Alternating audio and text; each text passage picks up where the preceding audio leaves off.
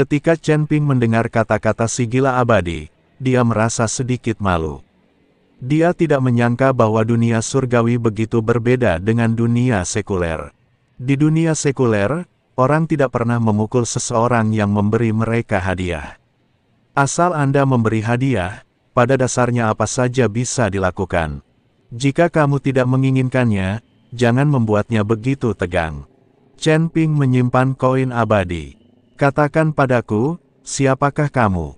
Kalau tidak, jangan salahkan aku karena bersikap kasar. Kapten tim tempur meraung. Pada saat yang sama, para prajurit di gerbang kota juga mengubah aura mereka dan memamerkan senjata mereka satu persatu.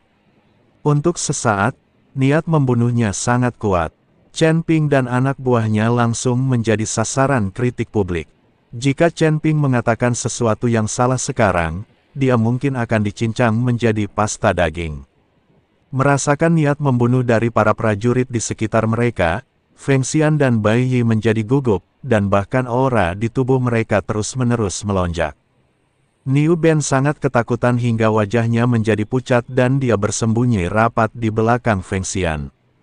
Chen Ping tidak begitu khawatir saat ini. Karena pihak lain mencurigai identitas mereka, itu membuktikan bahwa mereka belum menerima informasi apapun dari kota utama.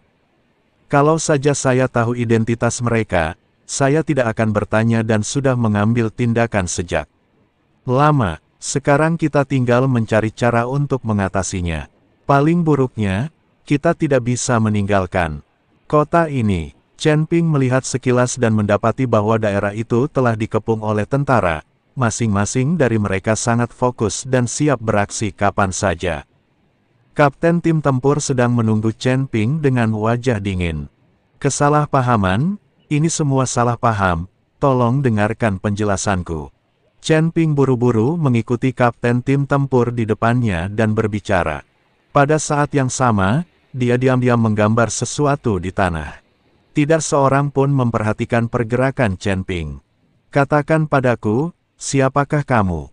Kapten tim tempur berteriak dingin. Kami sebenarnya bukan dari kota Feihu. Kami hanya mendengar bahwa kota Feihu memiliki perawatan yang baik, jadi kami ingin datang dan mencari perlindungan di sana. Chen Ping hanya bisa berbohong sementara untuk membodohi kapten tim tempur. Omong kosong. Kalau kamu mau kabur ke Flying Tiger City, kamu bisa pergi ke kota utama. Kenapa kamu ada di pegunungan? Kapten Zanbing sama sekali tidak mempercayai kata-kata Chen Ping. Tentu saja kami ingin pergi ke kota utama, tetapi lihatlah kekuatan kami dan kami memiliki seorang anak bersama kami. Saya pikir Tuan Kota Jie pasti tidak akan menginginkan kami. Jadi kami berpikir untuk mencari kota terpencil sebagai tempat tinggal terlebih dahulu dan mendapatkan identitas sebagai kota harimau terbang, agar kami tidak diganggu. Kami menemukan wilayah kota Flying Tiger, sebuah kota kecil di pegunungan, jadi kami berpikir untuk berlindung di sini. Chen Ping hanya bisa mengarang cerita untuk menunda waktu. Pada saat ini, Chen Ping tidak berhenti bergerak, dia terus mengukir rune aneh di tanah. Jangan berbohong padaku, apakah kau benar-benar mengira aku ini anak kecil? Kapten pasukan tempur itu tampak marah, lalu melambaikan tangannya dan berkata, kemarilah, tangkap mereka semua dan serahkan kepada penguasa kota untuk diinterogasi secara pribadi. Begitu Kapten Regu Tempur selesai bicara, semua prajurit tempur di sekelilingnya langsung mengerahkan energi mereka dan menyerbu ke arah Chen Ping dan yang lainnya. Melihat ini, Chen Ping mengedipkan mata pada Feng Xian dan Bai Yi. Jika memang tidak ada jalan lain, maka saya harus mengambil tindakan. Saya tidak mungkin tertangkap dan dikirim ke Jie Song. Saat itu, identitasnya pasti akan terungkap. Tetapi ketika para prajurit itu hendak beraksi, tiba-tiba datanglah aura yang amat kuat dan mendominasi dari kota itu. Lalu seekor harimau besar terlihat berjalan keluar kota. Seorang pemuda berpakaian abu-abu duduk di atas harimau itu. Dia sangat tampan, tetapi auranya sangat mendominasi. Terutama mata itu, yang seolah memandang rendah segalanya. Melihat orang itu datang, semua prajurit berlutut. Bertemu Guru Huo, Kapten pasukan itu menundukkan kepalanya, tidak berani menatap mata anak laki-laki itu. Apa yang terjadi? Gerbang kota berantakan sekali. Anak laki-laki itu bertanya dengan dingin. Ada beberapa orang yang bukan dari kota Feihu, tetapi mereka mencoba menerobos gerbang kota tanpa izin.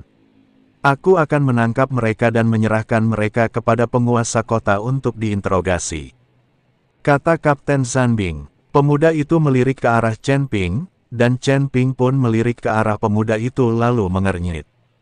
Karena Chen Ping menemukan bahwa pemuda ini tidak memiliki aura manusia binatang.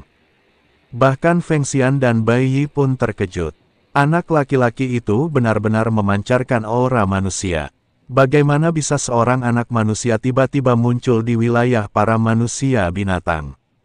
Dan tampaknya statusnya sangat mulia. Mungkinkah Si Echong dari kota Feihu telah menyerah kepada umat manusia? Mereka hanya beberapa antek. Tidak ada gunanya menginterogasi mereka. Bunuh saja mereka. Tatapan mata pemuda itu penuh dengan penghinaan, seolah membunuh Chen Ping dan yang lainnya lebih mudah daripada menghancurkan semut. Ya, kapten prajurit itu mengangguk, lalu memerintahkan, bunuh mereka. Tetapi tepat ketika prajurit itu hendak menyerang Chen Ping dan 3 orang lainnya, tiba-tiba, kilatan cahaya putih muncul di bawah kaki Chen Ping dan teman-temannya. Semua orang merasakan kegelapan di depan mata mereka, dan ketika mereka melihat lagi, mereka menemukan bahwa Chen Ping dan keempat lainnya telah pergi. Dia jelas berada tepat di depan mereka, dikepung di semua sisi, tetapi dia tiba-tiba menghilang. Wajah Kapten Zanbing tiba-tiba menjadi sangat muram. Indra spiritualnya menyebar, tetapi dia tidak dapat mendeteksi aura Chen Ping dan yang lainnya, seolah-olah mereka telah menghilang begitu saja. Cepatlah temukan, cepatlah temukan. Kapten tim tempur tampaknya sangat terhina dan memerintahkan prajurit tempur untuk menemukan Chen Ping dan yang lainnya. Tetapi pada saat ini, pemuda itu sedikit mengernyit, dan akhirnya ada sedikit ekspresi terkejut di matanya. Simpan kembaliannya, ya. Pemuda itu berjalan ke tempat Chen Ping berdiri dan menatap rune di tanah. Mereka sudah pergi melalui susunan teleportasi. Aku tidak menyangka bahwa di antara orang-orang yang tidak mencolok ini, sebenarnya ada seorang ahli formasi susunan yang tersembunyi. Anda dapat mengatur susunan teleportasi secara diam-diam tanpa menimbulkan suara apapun. Pemuda itu sangat tertarik pada Chen Ping saat ini. Kapten pasukan tempur melangkah maju untuk melihat, lalu berkata, Tuan, susunan teleportasi kecil ini tidak akan berteleportasi terlalu jauh. Saya yakin mereka telah menyiapkan susunan teleportasi lain di dekat sini. Jika kita mengejar mereka sekarang, kita mungkin masih punya waktu. Baiklah, kejar mereka. Ingat untuk menangkap mereka hidup-hidup. Bakat seperti ini mungkin berguna bagi kita. Anak laki-laki itu mengangguk. Baik, Tuan. Kapten regu tempur itu segera memimpin puluhan ribu prajurit tempur dan memulai pencarian besar-besaran di sekitar. Namun, Chen Ping dan teman-temannya telah kembali ke tempat mereka beristirahat. Ternyata Chen Ping telah menyiapkan susunan teleportasi sementara di tempat ini. Jika mereka benar-benar menghadapi bahaya, mereka dapat mengaktifkan susunan teleportasi sementara ini dan memindahkan mereka kembali. Untungnya, Chen Ping membuat pengaturan yang cermat, kalau tidak mereka semua pasti sudah ditangkap sekarang. Saudaraku, kamu benar-benar menyiapkan susunan teleportasi terlebih dahulu. Kamu benar-benar ahli dalam melihat ke depan. Sang Dewa Gila memuji Chen Ping. Bai Yi mengerutkan kening saat ini, dan berkata dengan tidak percaya, bagaimana mungkin ada ras manusia di kota Feihu. Dan dia terlihat sangat berpangkat tinggi. Mungkinkah kota Feihu telah menyerah kepada umat manusia? Kata Chen Ping. Sama sekali tidak mungkin. Di alam ini, ras manusia adalah yang terlemah. Bagaimana mungkin Jie Zong bisa sebodoh itu hingga bergabung dengan ras manusia? Bai Yi menggelengkan kepalanya. Jangan hiraukan dia, lebih baik kita pikirkan saja cara untuk keluar dari sini. Kata Sang Dewa Gila, saya khawatir kita tidak punya cara untuk mundur sekarang. Setelah Chen Ping mengamati area itu dengan indera spiritualnya, dia berkata dengan wajah serius. Dia menemukan bahwa puluhan ribu prajurit sedang mencari mereka dalam skala besar, dan mustahil bagi mereka untuk kembali, jadi Xie Zong pasti memimpin pasukannya untuk mencari mereka. Sekarang Chen Ping dan anak buahnya benar-benar seperti kura-kura dalam toples. Menantuku tersayang, aku akan membawa pergi para prajurit itu, dan kamu dapat memanfaatkan kesempatan itu untuk melarikan diri. Jika kita tetap bersama, tidak seorang pun dapat melarikan diri. Bai Yi berkata pada Chen Ping, "Ayah mertua, jangan terlalu pesimis. Mungkin ada cara lain," kata Chen Ping. "Apakah ada cara lain?" Bai Yi bertanya. "Ada puluhan ribu tentara yang mencari kita sekarang. Kita bisa berbaur dengan mereka. Selama kita bisa menyembunyikan keberadaan kita dengan baik, kita tidak akan ketahuan," kata Chen Ping. "Saudaraku, semua prajurit ini mengenakan baju zirah, tetapi kita tidak memilikinya," tanya sang abadi gila. "Gampang, tunggu saja aku di sini." Setelah Chen Ping selesai berbicara, sosoknya seketika menghilang. Ketika Chen Ping kembali, dia memiliki 4 set baju zirah lagi di tangannya, yang seharusnya telah dilucuti dari para prajurit itu. "Cepat pakai baju zirahmu. Aku sudah mengurus mayat keempat prajurit ini. Mereka tidak akan ditemukan dalam waktu dekat." Saat Chen Ping berbicara, dia mengenakan baju zirah. Segera, keempat pria itu mengenakan baju besi mereka dan menyembunyikan napas mereka. Dengan cara ini, mereka dapat berjalan-jalan dengan terbuka tanpa ada seorang pun yang mencurigai apa pun. "Kalian berempat, apakah kalian menemukan sesuatu?"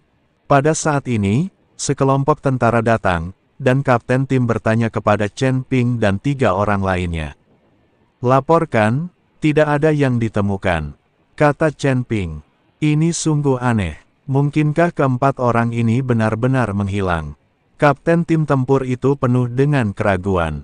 "Mari kita cari di tempat lain, mungkin kita bisa menemukannya."